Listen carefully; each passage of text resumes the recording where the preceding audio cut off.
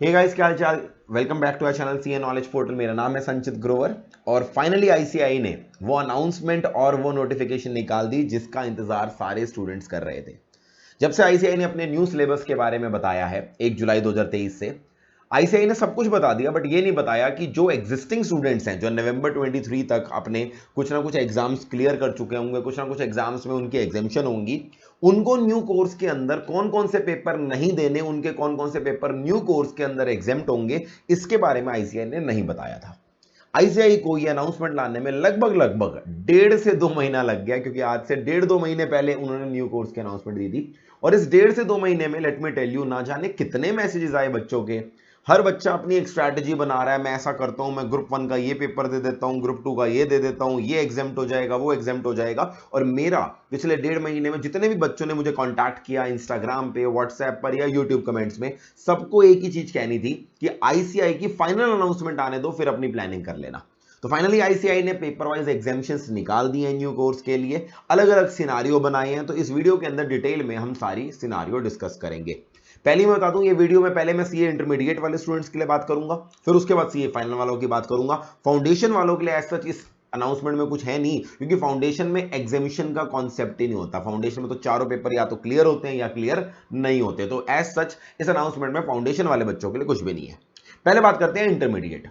Intermediate के बच्चों को मैं दो केसेस में बांट देता हूं। मैं उनकी बात कर रहा हूं जो नवंबर 23 तक अपने एग्जिस्टिंग कोर्स के अंदर एग्जाम दे रहे होंगे, एग्जिस्टिंग स्टूडेंट्स हैं जिनका पहला अटेम्प्ट ही मई 24 है, उन पे ये अनाउंसमेंट एप्लीकेबल नहीं है। तो पहले मैं बात करता हूं उन बच्चों की जिन्होंने नवंबर 23 में अपना पूरा का पूरा ग्रुप क्लियर कर लिया है, या तो उनका पूरा ग्रुप 1 क्लियर है या पूरा का पूरा ग्रुप नंबर 2 क्लियर है। उनके लिए क्या है? फिर मैं बात करूंगा वो बच्चों की जिन्होंने सीए इंटरमीडिएट का पूरा ग्रुप क्लियर नहीं किया, उनके कुछ लिमिटेड पेपर एग्जाम्ट हो गए हैं। एग्जामिशन का आपको पता है क्या तरीका होता है, 60 या उससे ज्यादा मार्क्स अगर किसी सब्जेक्ट में आ जाए तो आपका वो पेपर एग्जाम्ट माना जाता है। तो एक एक पेपर एग्जाम्ट होने पे क्या होगा उसके बारे में बात करेंगे। पहले इंटरमीडिएट के लिए आते हैं। अब जिन भी बच्चों ने ये अनाउंसमेंट देखी होगी, अनाउंसमेंट तो घूमती फिरती सोशल मीडिया पे आप तक पहुंच गई होगी।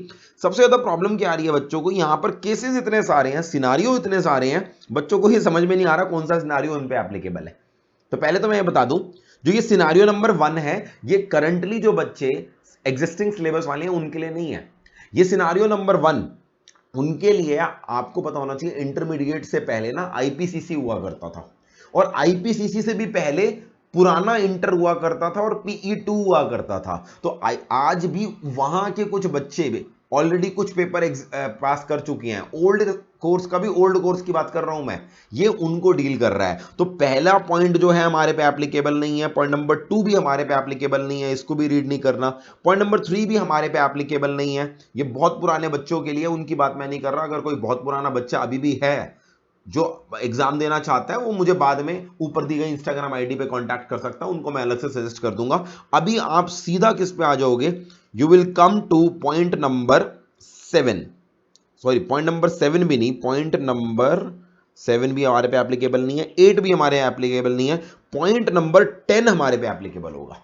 तो ऊपर वाले सारे पॉइंट्स हमारे पे एप्लीकेबल नहीं है। Those are the points which are creating confusion for C intermediate students, क्योंकि वो बच्चों को समझ में नहीं आ रहा बात किसकी चल रही है। आधे बच्चे तो कह रहे हैं सर ये तो पेपर का नाम भी नहीं सुना हमने। तुमने इसलिए नहीं सुना क्योंकि ये पेपर हुआ करते थे पहले के जमाने में, पीई 2 आईपीसीसी के जमाने में। अब पॉइंट नंबर 10 हमारे पे एप्लीकेबल है, जरा उसे रीड करते हैं। ग्रुप 1 आपने पास किया आईपीसीसी में, आईपीसीसी तो हमारे पे एप्लीकेबल नहीं है, हम इसको रीड करेंगे इंटरमीडिएट, एग्जिस्टिंग इंटरमीडिएट के अंदर ग्रुप 1 पास किया। कौन कौन से पेपर है? पेपर नंबर 1 अकाउंटिंग है, पेपर नंबर 2 आपका कोई हो गया कॉर्पोरेट एंड अदर लॉ हो गया, पेपर नंबर 3 क्या हो गया, कॉस्ट एंड मैनेजमेंट अकाउंटिंग हो गया, और पेपर नंबर 4 क्या हो गया, टैक्सेशन। अगर आपने चारों के चारों पेपर पूरा ग्रुप नंबर 1 क्लियर कर लिया तो ध्यान दीजिएगा न्यू कोर्स में आपका पेपर 1 भी एग्जाम्प्ट हो जाएगा, एडवांस्ड अकाउंटिंग। पेपर नंबर 2 आपका corporate and other laws, paper number 3 जो आपका टैक्सेशन है, और सेकंड ग्रुप का paper number 4 cost and management accounting भी एग्जाम्प्ट हो जाएगा। इन शॉर्ट, जो बच्चा नवंबर 23 तक अपना ग्रुप 1 क्लियर कर लेगा उसको न्यू कोर्स में सिर्फ और सिर्फ 2 पेपर देने हैं ग्रुप 2 के। कौन कौन से पेपर देने हैं? Paper number 5 auditing and ethics, और पेपर नंबर 6 यानी एफएम और एसएम। तो जो बच्चे बार बार पूछ रहे थे सर ग्रुप 1 क्लियर करने पे क्या होगा, क्लैरिटी आ गई है। ग्रुप 1 क्लियर करने पे आपका फर्स्ट ग्रुप न्यू सिलेबस का एग्जाम्प्ट होगा, सेकंड ग्रुप का कॉस्ट भी एग्जाम्प्ट होगा। इन शॉर्ट 6 में से सिर्फ आपको 2 पेपर देने होंगे, ऑडिटिंग और एफएम और एसएम वाला। क्लियर है ये वाली चीज। अब बात करते हैं पॉइंट नंबर जो 11 है, अगेन हम पे एप्लीकेबल नहीं है क्योंकि ये आईपीसीसी वालों की बात कर रहा है, आईपीसीसी खत्म हो गया। अब हम बात करते हैं किसकी, पॉइंट नंबर 12 हमारा। जरा देखिए, वो स्टूडेंट्स जिन्होंने ग्रुप 2 क्लियर, अब मान लो नवंबर 23 में आप अपियर हो रहे हैं, आपका ग्रुप 1 क्लियर नहीं हुआ, ग्रुप 2 क्लियर हो गया, तो ग्रुप 2 के अंदर कौन कौन से पेपर हो गए, हमारे एडवांस्ड अकाउंटिंग का पेपर हो गया, ऑडिटिंग एश्योरेंस का, ईआईएस एसएम का, और एफएम और इकोनॉमिक्स और फाइनेंस का। अगर आपका ग्रुप 2 क्लियर हुआ है तो देखिए जरा आपके कौन कौन से पेपर एग्जाम्प्ट होंगे। न्यू सिलेबस के अंदर आपका एडवांस्ड अकाउंटिंग एग्जाम्प्ट हो जाएगा ग्रुप 1 का। न्यू सिलेबस में आपको पता है ना, अकाउंटिंग का एक ही पेपर है, advanced accounting. Unlike the existing syllabus जहां पर 2 अकाउंट्स के पेपर हैं, ग्रुप 1 वाला अकाउंट्स और एक ग्रुप 2 वाला एडवांस्ड अकाउंट्स, न्यू कोर्स में एडवांस्ड अकाउंटेंसी एक ही है। तो अगर आपका सेकंड ग्रुप का अकाउंटेंसी एग्जाम्प्ट हो गया तो न्यू कोर्स में आपका एडवांस्ड अकाउंटेंसी का जो पेपर है, पेपर नंबर 1, वो एग्जाम्प्ट हो जाएगा, आपको देने की जरूरत नहीं होगी। साथ साथ आपका अगला पेपर क्या हो जाएगा, ऑडिटिंग एंड एथिक्स भी हो जाएगा। और एक चीज ध्यान रखिएगा, ईआईएस एसएम और एफएमएसएम मिलकर एक ही पेपर हो गया, तो आपका एफएम और एसएम वाला जो न्यू सिलेबस के अंदर पेपर होगा वो भी एग्जाम्प्ट होगा। तो इन शॉर्ट जिस बच्चे ने सेकंड ग्रुप क्लियर कर लिया उसको क्या देना होगा, उसको न्यू कोर्स के अंदर पेपर नंबर 2 यानी कि लॉ वाला पेपर देना होगा, पेपर नंबर 3 यानी टैक्सेशन वाला पेपर देना होगा, और paper number 4 cost and management accounting, 3 paper देने होंगे। तो मैं फिर से एक बार रिपीट कर देता हूं, पहली चीज ध्यान से सुन लीजिए, जिस बच्चे ने ग्रुप 1 क्लियर कर दिया एग्जिस्टिंग स्कीम में, उसको सिर्फ 2 पेपर देने हैं, auditing and ethics paper number 5 and FM और एसएम यानी पेपर नंबर 6 न्यू कोर्स में।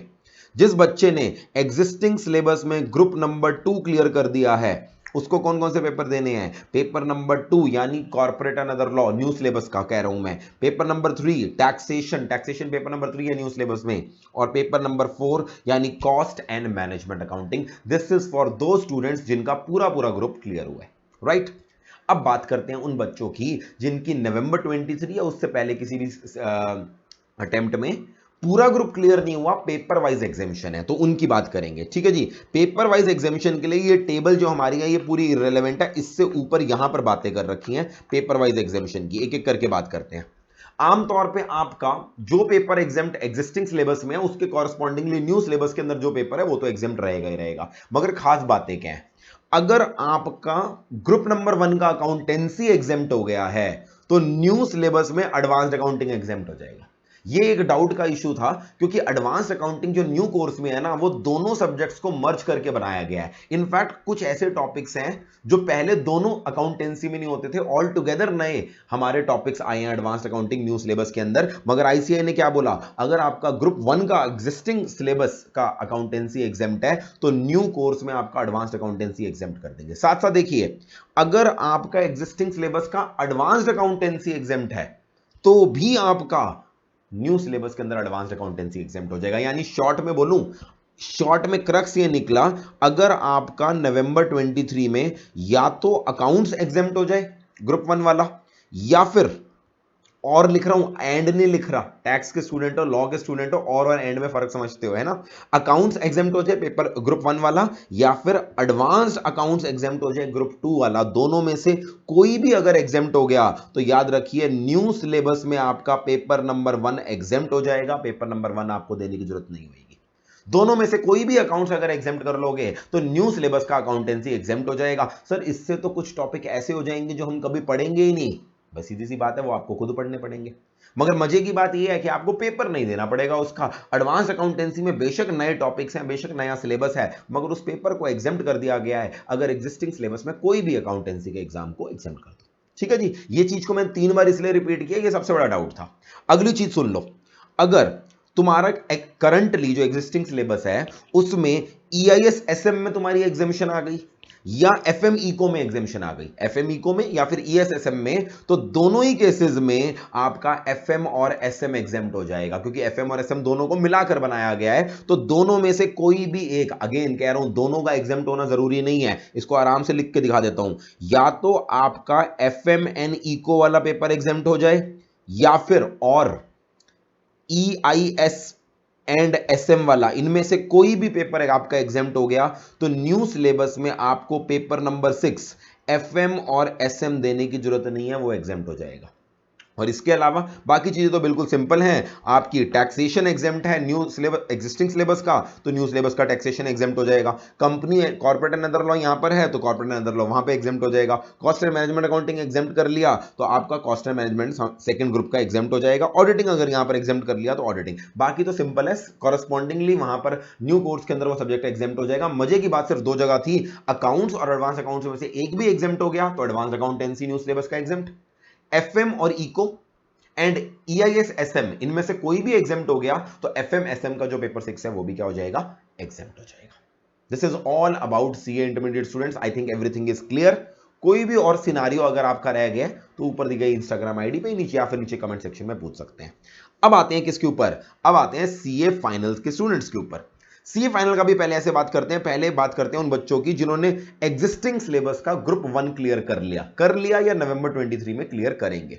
जैसे आप ग्रुप 1 क्लियर करेंगे यानी आपका FR हो गया, स्ट्रेटेजिक फाइनेंशियल मैनेजमेंट हो गया, advance auditing and professional ethics हो गया, and corporate and economic law. अब इसके कॉरेस्पॉन्डिंगली न्यू सिलेबस में आपका पूरा का पूरा ग्रुप नंबर 1 एग्जेम्प्ट हो गया।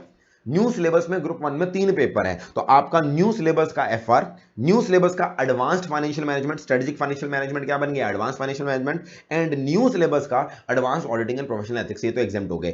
कंपनी लॉ का जो पेपर है वो ऑब्वियसली न्यू सिलेबस में फाइनल से हट गया है, उसकी जगह वो सेल्फ पेस्ड मॉड्यूल का सेट नंबर A बन गया है। तो सेल्फ पेस्ड मॉड्यूल में सेट नंबर A देने की जरूरत भी नहीं है। तो ले देकर बात ये हुई, अगर आपने CA फाइनल के अंदर ग्रुप 1 क्लियर किया तो अब न्यू सिलेबस में आपको क्या देना पड़ेगा, न्यू कोर्स के जो सेकंड ग्रुप के 3 पेपर हैं, कौन कौन से, DT, IDT और ये जो integrated business solution, basically case study based जो नया सब्जेक्ट आया, वो आपको पूरा का पूरा ग्रुप 2 देना है न्यू कोर्स का।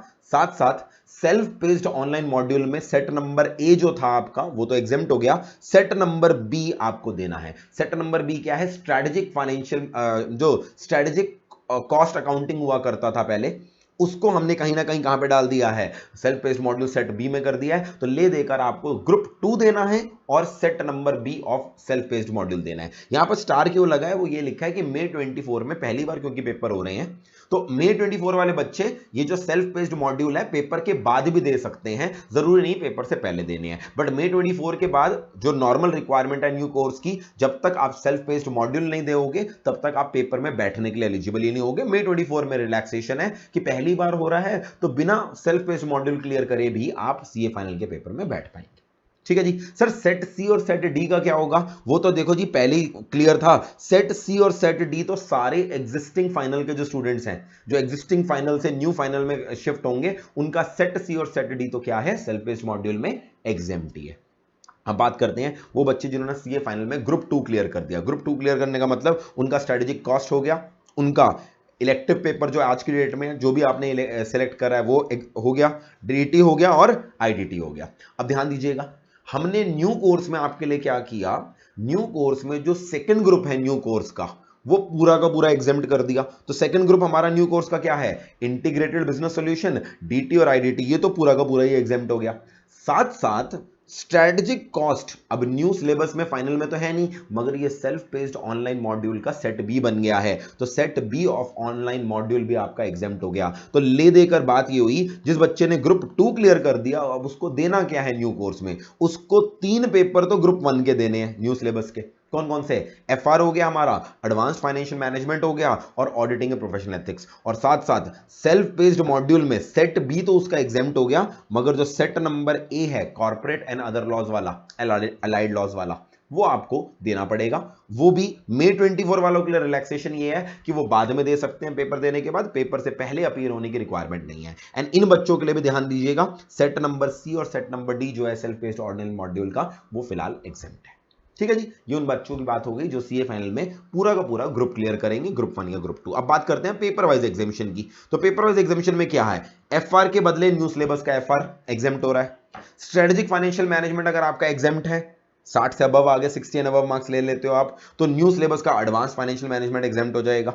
ऑडिटिंग एंड एथिक्स के लिए प्रोफेशनल एथिक्स के बदले में जो नए सिलेबस में auditing assurance and professional ethics है वो एग्जाम्प्ट हो जाएगा, यानी सब्जेक्ट के बदले सब्जेक्ट एग्जाम्प्ट हो रहा है। अगर आपका लॉ एग्जाम्प्ट है तो उसका ज्यादा फायदा मिलेगा नहीं, आपका सिर्फ और सिर्फ सेल्फ पेस्ड ऑनलाइन मॉड्यूल का सेट नंबर ए एग्जाम्प्ट हो जाएगा। चलो कुछ तो एग्जाम्प्ट होगा, सेट ए हमारा एग्जाम्प्ट हो जाएगा सेल्फ पेस्ड ऑनलाइन मॉड्यूल का। स्ट्रेटेजिक कॉस्ट का पेपर अगर 60 एंड अबव लाते हो आप एग्जिस्टिंग सिलेबस में, तो अगेन ये पेपर ही एग्जिस्टिंग करता है न्यू सिलेबस में, तो इसके बदले में क्या हो जाएगा, सेल्फ पेस्ड ऑनलाइन मॉड्यूल का जो सेट नंबर बी है वो एग्जाम्प्ट हो जाएगा। फिर अगेन इलेक्टिव पेपर अगर एग्जाम्प्ट करोगे तो उसके बदले इन्होंने जो केस स्टडी बेस्ड क्वेश्चन हमारा पेपर बनाया है इंटीग्रेटेड बिजनेस सॉल्यूशन का, उसको एग्जाम्प्ट कर दिया, ये अच्छी बात है। चलो डीटी के बदले डीटी एग्जाम्प्ट हो सकता है, आईडीटी के बदले क्या हो सकता है, आईडीटी एग्जाम्प्ट हो सकता है। तो फाइनल के लिए मैं बात कहूं तो बाय एंड लार्ज सब कुछ बड़ा ही सिंपल है, जितने भी सिनारियो थे वो कहीं ना कहीं इंटरमीडिएट के लिए थे। तो फाइनली ये सारी क्लैरिटी आ गई है। अब इसके बेसिस पर आपको एब्सोल्यूट क्लैरिटी है कि नवंबर 23 के एग्जाम को जब आप अप्रोच करेंगे तो उस समय क्या क्या पेपर एग्जाम्प्ट होने की वजह से, क्या क्या पेपर पास होने की वजह से न्यू कोर्स में आपको क्या क्या फायदे मिलेंगे। मेरा सजेशन ये रहेगा, वो बच्चे जिनकी तैयारी अच्छे से चल रही थी, सिर्फ इस नोटिफिकेशन की वजह से कोई भी पेपर छोड़ने की, अपनी स्ट्रैटेजी को बदलने की जरूरत नहीं है। क्योंकि at the end of the day अगर आप नवंबर 23 में सारे के सारे 8 के 8 पेपर बोथ ग्रुप क्लियर नहीं करते हो, 6 महीने तो एक्स्ट्रा लगेंगे ना। तो फॉर द सेक ऑफ दो 6 मंथ्स अगर आपकी 2 ग्रुप की प्रिपरेशन बहुत बढ़िया चल रही है, सीए इंटरमीडिएट की या सीए फाइनल की, चुपचाप 2 ग्रुप की लिए ही तैयारी करो। हां, अगर कोई बच्चा एक ग्रुप की तैयारी कर रहा था और अब उसको लगता है यार मैं इस एक पेपर में एग्जामिशन ट्राई कर लूं तो मेरा आगे सब कुछ एग्जाम्प्ट हो जाएगा, तो वो डेफिनेटली सोच सकता है करने के लिए। बट अब मैं ये कहूंगा कि इस समय हम कहीं ना कहीं अगस्त एंड में बैठे हैं, इस समय कोई नया सब्जेक्ट उठाना तो वैसे भी समझदारी नहीं है। तो इस अनाउंसमेंट का मैं नहीं समझता आपकी तैयारी पे कोई असर पड़ना चाहिए, क्योंकि आईसीआई ने इंटेंशनली ये नोटिफिकेशन इतनी लेट निकाली है कि इस समय अगर आप अपनी तैयारी में चेंज लाओगे तो मेरे हिसाब से प्रोडक्टिव की जगह वो काउंटर प्रोडक्टिव हो सकती है। That is what is my suggestion. आपका क्या मानना है मुझे कमेंट सेक्शन में जरूर बताइएगा। टेक केयर, बाय बाय, मिलता हूं अगली वीडियो में। और कोई भी डाउट हो ऊपर दी गई इंस्टाग्राम आईडी पे नहीं है नीचे कमेंट सेक्शन में आप मुझसे पूछ सकते हैं। Take care, bye bye, this was Sanchit Grover with you.